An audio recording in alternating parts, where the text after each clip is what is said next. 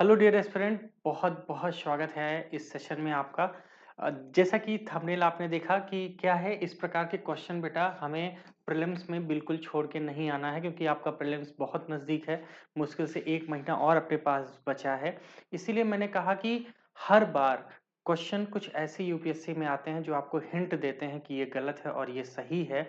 उन्हीं हिंट को पहचानने के लिए मैं बोलूँगा कि आप करिए। जैसे 2023 का जो पेपर आया था बेटा, वो सभी बच्चों ने कहा कि बहुत ही अलग सा पेपर था। पहली बार में तो समझ में नहीं आया कि हो क्या रहा है।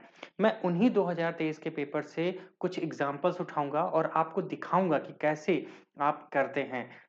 ये जो पीवाईक्यू मास्टरी क्लास है, इसका लगभग मैं 20 सेशन लेने वाला हूँ बेटा। 20 सेशन, हर एक सेशन में ठीक ठाक क्वेश्चंस होंगे, जिसमें आपको हर एक वो चीज, वो टैक्टिक्स मैं सिखाऊंगा जिससे आप आराम से बहुत अच्छे से प्री पास करने की अपने डिग्री सेशन को बना सकते हैं। एग्जैक्टली क्या होता है, जब हम पढ़ते हैं, जब हम करते हैं ना, तो कभी कभी ना कुछ चीजें छूटती हैं, और जब पेपर में क्वेश्चन सामने आता है तो मैं कह सकता हो सकता है यार ऐसा हो, लेकिन एग्जैक्टली उन्हीं बिटवीन द लाइंस वाले जो मैटर हैं उनको बताऊंगा। ठीक है, तो बहुत ध्यान से इस सेशन को देखना है। इसका हो सके तो जो रूल्स बताऊं, उस रूल्स को आप नोट डाउन करना। विश्वास करो बहुत बेनिफिट आपको मिलेगा। और मैं कहूं कितने मार्क्स तक आपको बेनिफिट मिल सकता है, तो 15 से 20 क्वेश्चन तक आपको आराम से बेनिफिट मिलेगा। आप एडिशनल क्वेश्चन इतने करके आ सकते हो, वो भी सही होने की गारंटी उसकी 100% हो सकती है। तो चलिए देर नहीं करेंगे, शुरू करेंगे। आज 2023 का ही क्वेश्चन मैंने लिया है अपने यूपीएससी पीवाईक्यू मास्टरी सेशन में। ठीक है, तो क्वेश्चन नंबर 1 क्या कहता है, प्राचीन भारत के संदर्भ में निम्नलिखित कथनों पर विचार कीजिए। अब सवाल देखो, with the reference to ancient India, consider the following statement। देखो पहला क्या लिखा है, the concept of stupa is Buddhist in origin. मतलब जब शुरुआत हुई तो जो स्तूपा थे वो सिर्फ बुद्धिज्म में थे। ऐसा क्वेश्चन कभी भी आए ओनली, या सिर्फ शुरुआत वहीं से हुई या ये हुआ, तो थोड़ा सा सतर्क रहना। ये यूपीएससी की चालाकी होती है, आपको एग्जैक्टली हिंट देते हैं भाई ये गलत बात है। ध्यान रखना, बहुत इंपॉर्टेंट बता रहा हूं बेटा। तो स्तूपा की जो अवधारणा है मूलतः बुद्धिस्ट नहीं है। ठीक है, अब कहोगे सर आपको पता है इसलिए बोल रहे हो। नहीं भाई, बात समझिए, ऐसा आपको मिलेगा मूलतः, ये ऐसे शब्द ओरिजिन, ऐसा कुछ वर्ड मिले ओनली, है ना। बहुत सारे वर्ड आएंगे, एक एक करके सीखेंगे, लेकिन ऐसे कोई क्वेश्चन आए तो ध्यान रखना वो मूलतः गलत होता है। मैक्सिमम केसेस में यूपीएससी में चीजें गलत होती हैं ऐसे सेंटेंस में। तो हम क्यों ऐसा बोलें, है ना, सीधी सी बात है। हमें तो बस नहीं पता है तो गलत काट दीजिए। जब गलत काट देंगे तो केवल एक, केवल दो, केवल तीन, अब तो केवल दो तक मामला है। आइए आगे पढ़ लेते हैं। स्तूपा समानता अवशेषों का भंडार है, बिल्कुल, क्योंकि बुद्ध की हड्डियां वगैरह जो हैं, जो उनके अवशेष थे, उन्हीं के आधार पे बनाया गया था बेटा स्तूपा। तो ये बिल्कुल सही है। अगला क्या है कि बौद्ध परंपरा में एक मन्नत और स्मारक, सीधी सी बात है, स्तूपा जो होते थे वो मन्नत मांगने के ही प्रतीक थे। तो सीधी सी बात है, ये दोनों बेटा सही है। यूपीएससी बस ये जानना चाहता था कि आपको ये एग्जैक्टली पता है कि नहीं, आप यहाँ पे अपनी बुद्धि लगा सकते हो कि नहीं, तो लगाइए। कई सारे क्वेश्चन में आपका पूरा दिमाग खुलेगा, चिंता ना करो, है ना। तो बी ऑप्शन याद रखना, ऐसे क्वेश्चन गलत नहीं करने हैं, छोड़ के नहीं आने हैं। ठीक है, स्तूपा को लेके जो मैंने बात बताई एक बार पढ़ लीजिएगा। देख लो यहाँ पे स्तूपा जो है बेटा, इसका शब्द का उल्लेख ऋग्वेद, अर्थवेद, है ना, यहाँ सब भी आपको मिलता है। तो इस वजह से एक कथन, एक ही हमारा क्या है वो सही नहीं है, इसीलिए आंसर हमारा बी हो जाएगा। नेक्स्ट अगर क्वेश्चन की बात करें बेटा, तो ये सवाल पढ़िए। लिखा है, in the essence what does due process of law means. यानी कि संक्षेप में कानून की उचित प्रक्रिया का क्या मतलब है। अगर आपको, आपने थोड़ा बहुत भी ठीक ठाक पढ़ा हो, तो वहां पे एक बात आई है कि यूनाइटेड नेशन के कुछ मामले थे, उसमें उसने कहा था कि जो जब कभी कानून की उचित प्रक्रिया की बात आएगी तो उसमें एक शब्द आएगा बेटा, और वो आएगा प्राकृतिक न्याय। ठीक है, ये नॉर्मल सी बात है। अगर सवाल बोला है कानून की उचित प्रक्रिया, तो कानून द्वारा स्थापित प्रक्रिया तो उचित प्रक्रिया होता, तो ये होता ही क्यों, ये ऑप्शन होता ही क्यों। सिंपल सी बात है ना, तो ये होगा नहीं। आगे, कानून की उचित अनुप्रयोग, ये भी कोई मतलब नहीं है, मतलब कानून को सही से लगाओ। कानून के समक्ष समानता, सीधी सी बात है, ऐसा कुछ नहीं है। तो ड्यू प्रोसेस ऑफ लॉ का मतलब ये है बेटा प्राकृतिक न्याय का सिद्धांत को फॉलो करना। नेचुरल जस्टिस, नेचुरल जस्टिस पे यूपीएससी ने कई बार क्वेश्चन पूछा है, कई बार। ये एक बार पहला क्वेश्चन नहीं है, ध्यान रखना, ये पहला क्वेश्चन है। आप प्रीवियस ईयर में जाओगे ना, पीवाईक्यू पे आपने अगर सॉल्व किया है तो वहां पे आपको ये दिखेगा प्राकृतिक न्याय के सिद्धांत पे यूपीएससी ने क्वेश्चन पूछा है और यही पूछा है। तो ये क्वेश्चन गलत नहीं करना है। अगली बार हो सकता है किसी और तरह से घुमा के आपके सामने आए, तो ये क्वेश्चन गलत नहीं करना है, ध्यान रखना। और वैसे भी आप सीख रहे हो, ठीक है। चलिए अगला क्वेश्चन काफी इंपॉर्टेंट है, ये वाला सवाल पढ़िए। नेचुरल जस्टिस पढ़ लीजिएगा एक बार इसको। अब देखिए यहाँ पे क्या लिखा है, which one of the following statement best reflect, क्या लिखा है, chief purpose of constitution of the country, यानी कि निम्नलिखित में से कौन सा कथन किसी देश के संविधान के मुख्य उद्देश्य को अच्छी तरीके से दर्शाता है। संविधान का मुख्य उद्देश्य क्या है बेटा?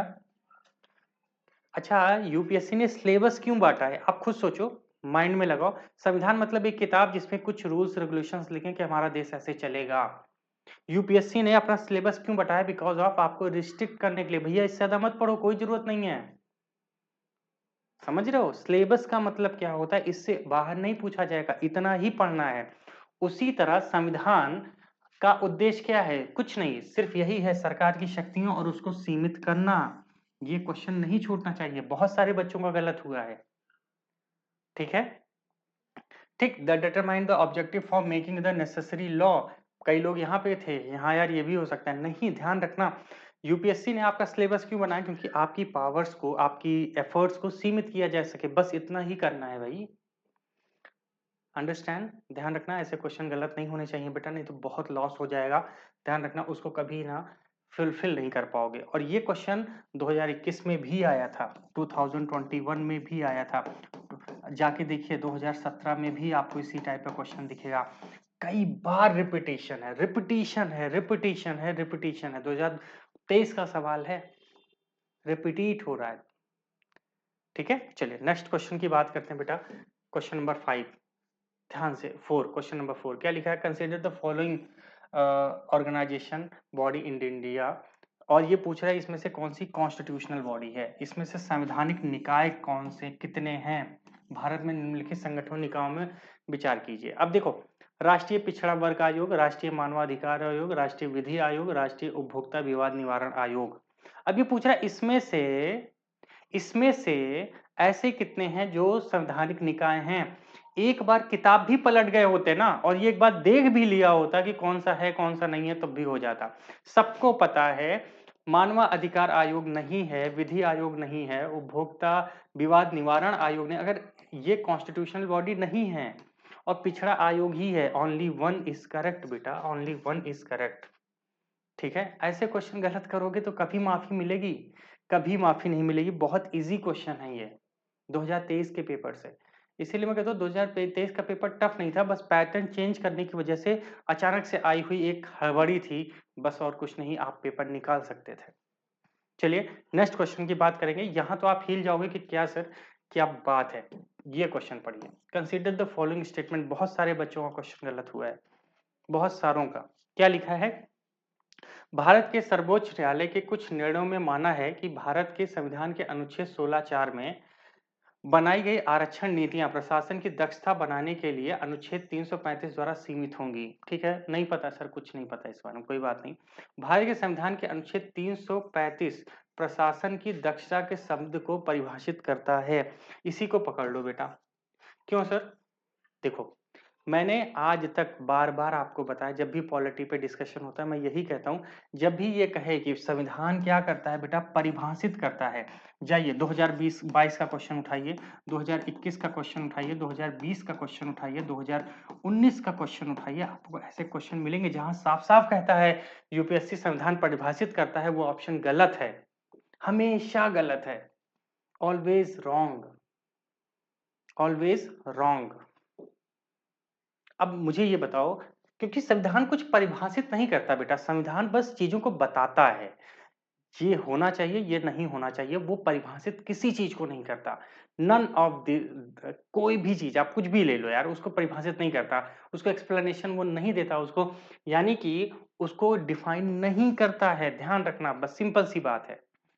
कभी भी यूपीएससी क्या परिभाषित करता है, गलत काट के आ जाना। अब ऑप्शन देख लो इसमें, कथन 2 गलत है, कहाँ लिखा है? यहाँ लिखा है बस, और तो हर जगह लिखा है सही ना, तो सीधी-सी बात है ऑप्शन सी इज़ करेक्ट। ऐसे क्वेश्चन गलत नहीं होने चाहिए। ये लर्निंग्स है बेटा आपके लिए। अगली बार जब आप पॉलिटी का क्वेश्चन देखिए, कहीं भी अगर लिखा है परिभाषित करना, काट देना। हर बार क्वेश्चन आ रहा है, हर बार क्वेश्चन इसी टाइप से आ रहा है और आप गलत करके आ रहे हो। ठीक है? अब कुछ लोग कहेंगे सर इसमें कथन-वथन आया था तो हम डर ही गए कि इतनी बड़ी बात लिख दी है। ऑप्शन देखो ना, इसको काटते ही आपका आंसर सीधा मिला है। नहीं पता मुझे क्या मतलब है, सुप्रीम कोर्ट ने क्या कहा है भाई, नहीं पता, जाने दो। ओके? ठीक है? आज सिर्फ़ 5 क्वेश्चन लेके आया था, सिर्फ़ आपको डेमो दिखाने के लिए। अगली बार और सारे क्वेश्चन लाएँगे, 10-15 क्वेश्चन हर बार लेकर आएँगे। 20 सेशंस में लूँगा इस पे बेटा, और आपका मैं ये चाहता हूँ कि जो मैंने सोचा है कि आपका पीवाईक्यू मास्टरी हो और मास्टरी के साथ आप बहुत कुछ सीखें कि किस हिसाब से हमें करना चाहिए। तो इस प्रकार के प्रश्न का मत छोड़ के आना, नहीं तो हालत हो जाएगी खराब, ध्यान रखना। ठीक? पास करने की डिग्री। मिलते हैं अगले सेशन में। Thank you so much. Bye.